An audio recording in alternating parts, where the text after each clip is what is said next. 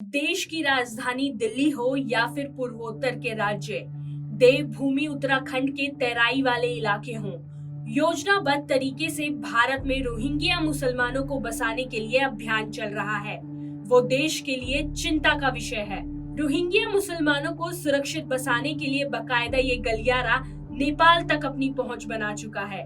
हालात ये हो चुके हैं कि रोहिंग्या मुसलमान स्थानीय स्तर के बीच इस तरह अपनी पैठ बना चुके हैं जिससे उनकी पहचान तक मुश्किल हो गई है। रोहिंग्या मुसलमानों को भारत और नेपाल में बसाने के लिए एक अभियान चलाया जा रहा है जिसको मिशन आबाद का नाम दिया गया है, जिसके तहत बड़ी संख्या में रोहिंग्या मुसलमानों को काठमांडू में बसाया गया। रोहिंग्या मुसलमानों को बसाने के षड्यंत्र में इस्लामी संघ नेपाल सीधे तौर पर शामिल है।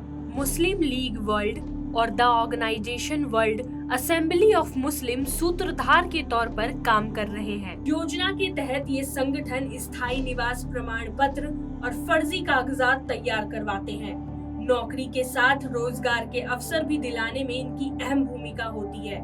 जिस तरह से मिशन आबाद में तेजी दिखाई जा रही है, उस पर खुफिया एजेंसियों की नजर है। माना जा रहा है कि योजनाबद्ध तरीके से इन संगठनों ने पहले चरण के तहत सिक्किम, उत्तराखंड, उत्तर प्रदेश और नेपाल तक विशेष गलियारा तैयार किया है। दूसरे चरण के तहत मुसलमानों को अवैध तरीके से बसाने के लिए पंजाब और हरियाणा में गलियारा तैयार करना है, जिससे इस गलियारे को पाकिस्तान से जोड़ा जा सके और आतंकी गतिविधियों को बढ़ावा मिले। नेपाल से सटे भारत के सीमावर्ती जिलों में तेजी से मदरसों का निर्माण होना आशंका को और बढ़ा रहा है। माना जा रहा है कि पंजाब के फरीदकोट में तैयार की गई 3 नई मस्जिद मिशन आबाद के दूसरे चरण का हिस्सा है। भारत में रोहिंग्या 40,000 मुसलमान शरणार्थी के तौर पर रह रहे हैं, लेकिन ये संख्या इससे कई गुना अधिक है।